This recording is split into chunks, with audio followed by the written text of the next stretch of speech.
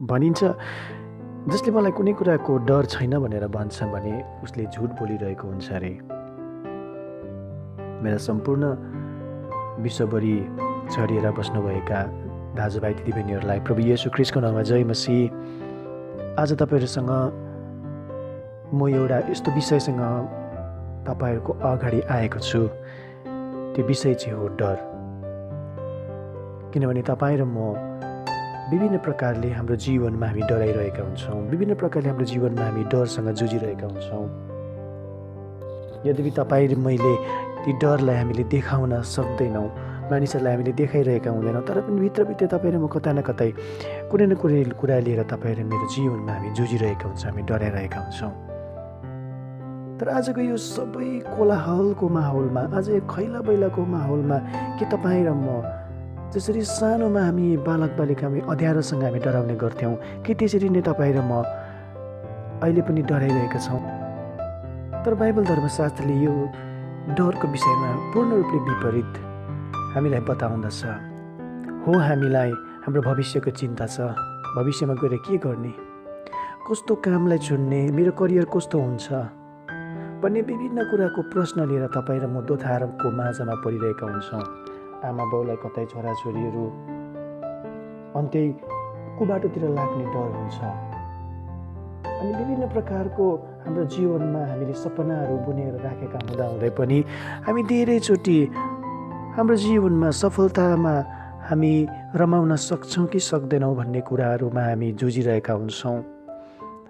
धन सम्पत्ति कति कमाउने हो, या त कमाउने पाउने हो कि होइन भनेर कति मानिसहरू जुझिरहेका हुन्छन्। उनीहरू निराश र हताश अवस्थामा, कतै उनीहरूले कसैलाई भन्न नसके पनि आफ्नो आफ्नो विचार र विमर्श लिएर उनीहरू जुझिरहेका हुन्छन्। कति त उनी डिप्रेसनमा पुगिसकेका छन्। तर परमेश्वरको वचनले हामीलाई यो कुराबाट हामीलाई ठिक विपरीत बताउनुहुन्छ कि आज परमेश्वरले के तपाईँ र म परमेश्वरको छोराछोरी भएर पनि, परमेश्वरको हामीले बाटोलाई जानेर पनि, परमेश्वरको वचनलाई हामीले बुझेर पनि के जीवित परमेश्वरको छोराछोरीहरू पनि यसरी नै डराउने हो त? कि तपाईँ र म पनि संसारसँगै तपाईँ र म एउटै हलोमा जोतेर हामी डराइबस्ने हो त? तर परमेश्वरको वचन यशाया 41:10ले भन्छ, नडरा किनकि म तँसित छु, निरुत्साहित नहो किनकि म तेरो परमेश्वर हुँ, म तँलाई बलियो पार्नेछु, म तँलाई सहायता गर्नेछु, मेरो धार्मिकताको दाहिने हातले म तँलाई सम्हाल्नेछु। आज कति ठुलो परमेश्वरको वचन तपाईँ र मेरो अगाडि छ प्रिय। परमेश्वरको वचनले भन्छ नडरा, तर संसारले भन्छ डरा, केही गर्नुपर्छ तैँले। हो, कतिचोटि डराउनु राम्रो कुरा हो। तपाईँ र मेरो जीवनमा हामी नडराइकन पनि हामीले केही कुरा गर्न सक्दैनौँ भन्ने हामीलाई आह्वान हुन्छ। तर परमेश्वरको वचनले भन्छ नडरा। अनि तपाईँ र मेरो जीवनमा परमेश्वरको वचन कति सक्षम बनेर गइरहेको छ छैन भन्ने कुरा हामीले आफूलाई निहाल्न सक्छौँ। के तपाईँ निराशामा हुनुहुन्छ? के तपाईँ हताशमा हुनुहुन्छ? के तपाईँ भित्रभित्रै तपाईँ टुटिरहनु भएको छ? के तपाईँ भित्रभित्रै रोइरहनु भएको छ? के तपाईँले कसैलाई तपाईँको भित्रको व्यथालाई पोखाउन सक्नुभएको छैन? यर्मिया 33:3 परमप्रभु भन्नुहुन्छ, मलाई पुकार र म तँलाई जवाफ दिनेछु, र तैँले नजानेको गुप्त र गहिरो कुरा म तँलाई सिकाउनेछु। प्रियो, आजको दिनमा तपाईँ र मेरो जीवनमा, तपाईँ र मेरो एक्लोपनमा, तपाईँ र मेरो सङ्घर्षमा परमेश्वर बाहेक तपाईँ मसँग कोही पनि छैन प्रियो। होला तपाईँ र म साथीभाइको माझमा हामी हाँस्छौँ होला, हामीले देखावटीमा हामीले विभिन्न प्रकारको कुरा गर्छौँ होला, तर अन्तमा तपाईँ र म परमेश्वरको क्रुसको फेदीमा नगई तपाईँ र मलाई कुनै प्रकारको शान्ति छैन प्रियो। हो, तपाईँ र मैले जीवित परमेश्वरलाई चिनेका छौँ। हो, तपाईँ र म मण्डली जान्छौँ। हो, तपाईँ र म शिव सङ्गति पनि गर्छौँ। हो, तपाईँ र म परमेश्वरमा प्रार्थना पनि गर्छौँ। तपाईँ र म इसाई हौँ भन्ने कुरा पक्का थाहा छ। तरै पनि तपाईँ र म किन भित्रभित्रै रोइरहेका छौँ, किन सङ्घर्ष गरिरहेका छौँ?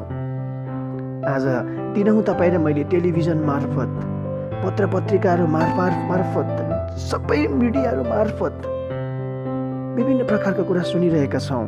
सोसल मिडियामा त दिनैहुँ विभिन्न प्रकारको कुराहरू तपाईँले मैले सुन्नमा आउँछ। यहाँ यस्तो भयो रे, त्यहाँ त्यस्तो भयो रे, यो बिरामी फैल्यो रे, त्यहाँनिर यस्तो हुँदैछ रे, त्यहाँ त्यस्तो हुँदैछ भने डरै डर डरै डर डरै डर। अझ मान्छेलाई कुनै कुनै कुनै ठाउँमा पनि मान्छे डर बिना जिउन सकिरहेका छैन प्रियो।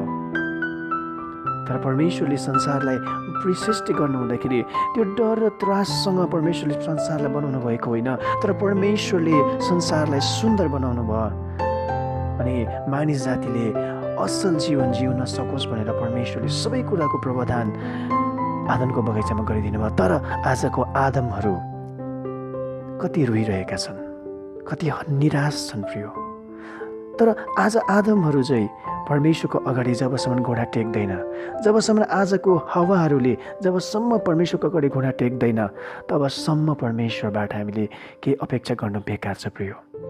उहाँको वचन भजन सङ्ग्रह 32:8ले भन्छ, म तँलाई शिक्षा दिनेछु र त कुन मार्गमा हिँड्नुपर्ने सो तँलाई सिकाउनेछु। म तँलाई परामर्श दिनेछु र तँमाथि नजर राख्नेछु। प्रियो, आज तपाईँ र म कहाँनिर गइरहेका छौँ, कस कहाँ गइरहेका छौँ भन्ने कुरा ठुलो तपाईँले मेरो जीवनमा प्रश्न छ। परमेश्वरको वचन जिउँदो छ, तपाईँ र मेरो हातमा छ, तपाईँ र मेरो अगाडि छ। तर पनि आजको युवा युवतीहरू निराश छ। उनीहरूले जीवनमा केही कुरा गर्न खोजेर पनि उनीहरूको जीवनमा केही कुरा पुगेको छैन। उनीहरूको जीवनमा कुनै न कुनै कुराको उनीहरूमा कमी उनीहरूले महसुस गरिरहेको छ प्रियो। तर तपाईँ र मेरो जीवन चाहिँ परमेश्वरमा समर्पण गरेर जब तपाईँमा जिउँछौँ भने त्यहाँनिर तपाईँ र मेरो निम्ति समाधान छ, त्यहाँनिर तपाईँ र मेरो निम्ति प्रोभिजन छ प्रियो। परमेश्वरले तपाईँले मलाई कहिले पनि छोड्नुहुन्न, कहिले पनि त्याग्नुहुन्न।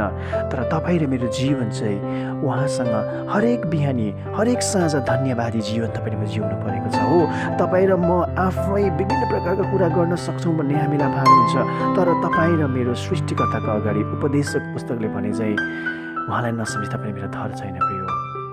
किनभने उहाँले हामीलाई असाध्य माया गर्नुहुन्छ, असाध्य प्रेम गर्नुहुन्छ। कल्वरीको क्रुसमा जब तपाईँले मैले येशूलाई चढेको, येशूको सबै बलिदानलाई जब तपाईँ मैले सोच्छौँ भने त्योभन्दा ठुलो बलिदान तपाईँ हामीले केही पनि पाउँदैनौँ। तर तपाईँ र मेरो दायित्व पनि ख्रिस्टको प्रतिबिम्ब भएर क्रुसको जुन बलिदान छ त्यो बलिदानलाई तपाईँले मैले अगाडि राखेर जब तपाईँ र मेरो जीवन चाहिँ बाइबल आधारित परमेश्वरको वचनले भनेअनुसारको जीवन जिउँछौँ भने तपाईँ र म भित्र भएको शक्तिलाई, त्यो तपाईँ र म भित्र भएको दाउदलाई परमेश्वरले निकाल्नुहुन्छ। हो, धेरैचोटि त्यो दाउदलाई बाहिर निकाल्नका लागि परमेश्वरले तपाईँले मेरो अगाडि गोलियतलाई राख्नुपर्छ, गोलियतलाई उभाउन पर्छ। तर प्रियो, त्यो गोलियत उभियो भन्दैमा तपाईँले मेरो हरेस खान पर्ने कुरा छैन, तपाईँले म निराश हुन पर्ने कुरा छैन। किनभने तपाईँले म दाउदहरू हौँ। संसारको मानिसहरू निराश छ प्रियो, जवान जवानीहरू निराश छ, कुनै प्रकारको उनीहरूमा सोच र विचार गर्न सकेको छैन। अगाडि पहाड जस्तो ठुलो समस्याहरू छ। तर परमेश्वरले जसरी यहोशूलाई भन्नुभयो जकरिया 4:7 तेरो अगाडि देखेको त्यो पहाड जस्तो समस्या पनि पूर्ण रूपले अनि 100% पूर्ण रूपले मैदान तुल्याइनेछ।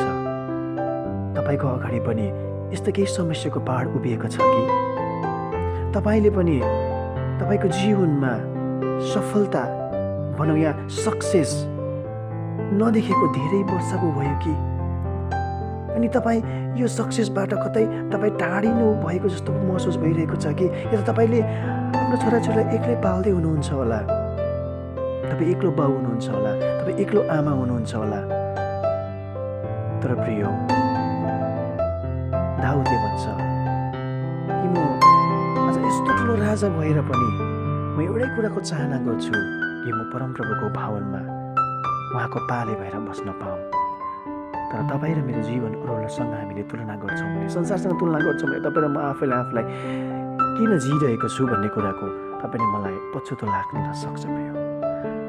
तपाईँ र मलाई सफलता चाहिएको वास्तविक रूपमा, तर सफलता प्रियो त्यहाँनिर छैन। सफलता चाहिँ ख्रिस्टको प्रेममा छ, सफलता चाहिँ ख्रिस्टको जीवनमा जिउन छ प्रियो। अनि तपाईँ र मैले जब त्यो कुरालाई सम्झना गर्छौँ भने वास्तविक रूपमा तपाईँ र म चाहिँ आनन्दले माथि माथि उड्न पर्ने हो। किनभने उहाँको वचनले भन्छ कि तपाईँ र म चाहिँ उहाँलाई खोज्ने व्यक्तिहरू चाहिँ चिल्जेमाथि उभिन्छन् रे। तपाईँ मेरो जीवनमा विभिन्न प्रकारको प्रतिक्रियाहरू हुन्छ, विभिन्न प्रकारको तपाईँ मेरो जीवनमा ध्येयहरू हुन्छ प्रियो, तर त्यसले केही पनि परमेश्वरको योजना तपाईँ मेरो जीवनलाई कहिले पनि परिवर्तन गर्न सक्दैन। तपाईँ मेरो ओपिनियनले परमेश्वरको योजना तपाईँ मेरो जीवनमा कहिले पनि परिवर्तन गर्न सक्दैन प्रियो।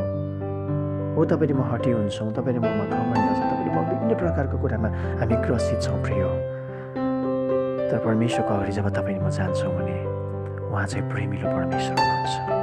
उहाँको हृदय चाहिँ प्रेमिलो छ प्रियो। उहाँ चाहिँ असल परमेश्वर हुनुहुन्छ। तपाईँको अगाडि देखेको गोलियतलाई देखेर तपाईँ चिन्ता नगर्नुहोस्, निराश नहुनुहोस्, हताश नहुनुहोस्। सायद तपाईँको बिहा भएको छैन होला, सायद तपाईँको बिहा हुनुपर्ने अस्ति बिहा हुनुपर्ने होला, सायद तपाईँको साथीभाइहरूले अस्ति नै बिहा गरे होला, सायद तपाईँको साथीभाइहरूले उपलब्धि गरेर सफलता गरेर विभिन्न प्रकार कुरा गरिसक्यो होला, तर तपाईँ चाहिँ परमेश्वरको चरणमा बस्नुहोस् प्रियो, किनभने तपाईँको समय आएको छैन। अनि तपाईँको जब समय परमेश्वरले राख्नुभएको छ उहाँको योजनाको सपनाभित्र, किनभने तपाईँ मेरो परमेश्वर चाहिँ सपना देख्नुहुने परमेश्वर हुनुहुन्छ। उहाँको भजन 139 उहाँले भन्नुहुन्छ 13-16 कि जब तँ आमाको गर्भमा रचिन्थे थिएस् तब तँलाई मैले देखेँ। साँच्चै नै परमेश्वर तपाईँले मलाई देख्नुभएको प्रियो। तपाईँ मेरो जीवनलाई तपाईँ र म आफैले निर्माण गर्नुपर्ने हुन्छ। तपाईँले म निराशमा बस्ने हो कि तपाईँ मेरो जीवन अर्थपूर्ण बिताउन पर्ने हो वास्तविक रूपमा, तर अर्थहीन जीवन धेरैचोटि तपाईँले मैले बिताइरहेका हुन्छौँ। वास्तविक रूपमा जीवन के हो त भन्ने कुरामा, अनि जीवनको यथार्थ के हो, यसको अर्थ के हो भन्ने कुरामा तपाईँले म धेरैचोटि हामी दोधारमा परिरहेका हुन्छौँ।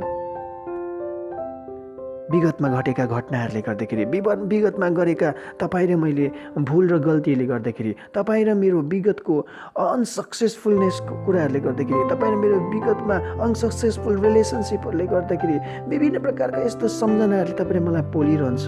तर परमेश्वरको वचनले भन्छ तपाईँ र मेरो लागि उहाँमा चाहिँ सबै कुराको समाधान छ, सबै कुरा समाधान छ। यसै कारणले गर्दा यर्मियाले उहाँले भन्नुहुन्छ कि परमेश्वरको प्रेम चाहिँ, दृढ प्रेम चाहिँ कहिले पनि टोलेर जाँदैन रे। परमेश्वरको दृढ प्रेम चाहिँ हरेक बिहानी नयाँ नयाँ नयाँ नयाँ हुन्छन् रे। हो, तपाईँ र मलाई पैसा रुपियाँ कमाउन मन लाग्छ, तपाईँ र मलाई सफलता पाउन मन लाग्छ, तर तपाईँले मेरो अगाडि क्रुस छ प्रियो। त्यसले तपाईँले मलाई धेरैचोटि झस्काउँछ। हो, सफलता पाउनु तपाईँले मेरो अगाडि राम्रो हो, तर परमेश्वरको लागि जब तपाईँले म जिउँछौँ तब तपाईँ नै मेरो सफलता चाहिँ, तपाईँ नै म परमेश्वरको लागि के हेतुले बनिएका छौँ, कुन चाहिँ योजनाले परमेश्वरले तपाईँले मलाई बनाउनु भयो भन्ने कुरा जब पुरा गरेर जब तपाईँले म परमेश्वरलाई भेट्न फेरि स्वर्गमा फर्किन्छौँ एक दिन, हामी जहाँबाट आएका हामी त्यहाँनिर एक दिन जानै पर्छ। त्यति बेला तपाईँ र मेरो सबैभन्दा ठुलो इनाम चाहिँ तपाईँले मसँग लगिरहेका हुन्छौँ। बाइबलले भन्छ यूहन्ना 14:27 परमेश्वरले येशूले भन्न म तिमीहरूलाई शान्ति दिन्छु, म आफ्नो शान्ति तिमीहरूको निम्ति छोड्दछु, तर संसारले दिने जस्तो त होइन, अनि तिमीहरूको मन विचलित नहोस् भनेर उहाँको वचनले भन्छ। र तपाईँले म विभिन्न प्रकारको कुरामा तपाईँले मेरो जीवनलाई हामी बिताइरहेका छौँ प्रियो। तपाईँले मेरो छोराछोरीको लागि हामी नसुर्ताउँ, तपाईँले मेरो करियरको लागि हामी नसुर्ताउँ, तपाईँ र मेरो जीवनमा कुनै पनि अन्यथा कुराहरू अझ हुनभन्दा अगाडि परमेश्वरले तपाईँले मेरो लागि हस्तक्षेप गर्नुहुन्छ। तपाईँ नसुर्ताउनुहोस्। सायद तपाईँले ठुलो बङ्गला पाउनु भएन होला, सायद तपाईँको जीवनमा कुनै प्रकारको अहिलेसम्म उपलब्धि तपाईँले गर्न सक्नुभएको छैन होला, तर तपाईँको जीवनलाई एकपल्ट परमेश्वरलाई दिएर हेर्नुहोस्, एकपल्ट येशूलाई दिएर हेर्नुहोस्। अनि तपाईँको निराशालाई, तपाईँको फेलियरलाई, तपाईँको हताशलाई, तपाईँले कसैलाई भन्न नसक्नुभएको भित्रभित्रै त्यो घुटिरहेको त्यो वेदना, त्यो दर्दलाई भित्रभित्र तपाईँ त्यो बाँधिरहेको, भित्रभित्र तपाईँले कसैलाई भन्न नसकेको तर तपाईँ तर तपाईँ बाहिर हाँसिरहेको कुरालाई परमेश्वरले साँच्चै नै विजयमा उहाँले परिवर्तन गर्नुहुन्छ। तपाईँ साँच्चै नै हाँस्नुहुन्छ एक दिन, तपाईँ साँच्चै नै तपाईँ आकाशमा उड्नुहुनेछ एक दिन, तर तपाईँको घुँडा टेकाइ चाहिँ येशूको अगाडि जब तपाईँले राख्नुहुन्छ, जब तपाईँले उहाँलाई साँचो रूपले खोज्नुहुन्छ, विश्वास गर्नुहुन्छ, भरोसा गर्नुहुन्छ अनि उहाँलाई भन्नुहुन्छ प्रभु मलाई सहायता गर्नुहोस्। आज म तपाईँको चरणमा आएको छु। जस्ट उहाँलाई भन्नुहोस्, तपाईँ उहाँको अगाडि तपाईँ जहाँ पनि हुनुहुन्छ यस समय तपाईँ त्यो वचनलाई तपाईँले फेरि दोहोऱ्याउनुहोस्। भयो यसाया 41:10 अनि प्रभुलाई भन्नुहोस्, बाबा म फेरि आएको छु, ड्याडी आई कम नाउ। जब तपाईँले यो कुरा भन्नुहुन्छ, प्रभु म आएको छु, बाबा म आएको छु, बुवा म आएको छु, तब साँच्चै नै उहाँको अँगालो चाहिँ तपाईँले मेरो लागि ठुलोभन्दा पनि ठुलो त्यो न्यानो अँगालो उहाँले खोलेर तपाईँले मलाई पर्खिरहनु भएको छ। यस कारणले गर्दा तपाईँलाई म उत्साह गर्छु, यस समय तपाईँको सङ्घर्षमा तपाईँ हिँडिरहेको हुनुहुन्छ, तर परमेश्वर तपाईँसँग हुनुहुन्छ। परमेश्वरले तपाईँलाई खोजिरहनु भएको छ।